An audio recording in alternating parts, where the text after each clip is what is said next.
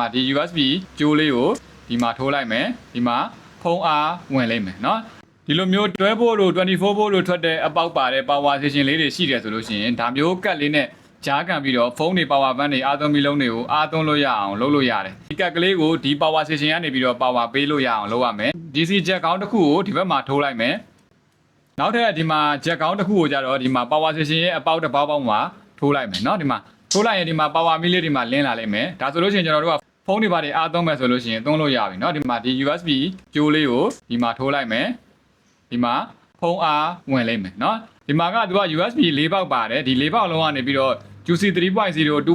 က support ပေးတယ်ဝက်အနေနဲ့ဆိုရင်လည်း24 watt အထိသူကအများဆုံးအသုံးပြုလို့ရတယ်ဒီမှာဒီကက်ကလေးကို power ပေးတဲ့အခါမှာဆိုရင်အခုလိုမျိုး jet နဲ့လည်း power ပေးလို့ရတယ်လို့မျိုးဒီမှာ M- တို့ M+ တို့ကနေပြီးတော့လည်းကျိုးနဲ့အသေးခဲတို့ပြီးတော့လည်းသုံးလို့ရတယ်เนาะဒီမှာ M- မှာအနက်ကျိုး minus ကျိုးဝင်ရမှာဖြစ်ပြီးတော့ဒီမှာ M+ မှာအပေါင်းကျိုးအနီကျိုးဒီမှာဝင်ရမှာဖြစ်တယ်ပေါ့เนาะဒါဘက်ထရီယိုနဲ့သုံးကျင်တယ်ဆိုလို့ရှိရင်လည်း12 volt 24 volt နှစ်မျိုးလုံးနဲ့သုံးလို့ရတယ်ဒါဆိုလာပြားနဲ့သုံးကျင်တယ်ဆိုလို့ရှိရင်လည်းဆိုလာပြားကတန်းဖို့ကနေပြီးတော့30 volt အတွင်းမှာထွက်တဲ့ဘယ်ဆိုလာပြားနဲ့မဆိုတွဲဖက်ပြီးတော့အသုံးပြုလို့ရတယ်เนาะဒီကက်ကလေးကိုဒီလိုမျိုးကာဘာလေးနဲ့တွဲပြီးတော့သုံးကျင်တယ်ဆိုလို့ရှိရင်လည်းဒီကာဘာလေးလည်းကျွန်တော်ဒီမှာတစ်ခါတည်းဝယ်လို့ရတယ်เนาะ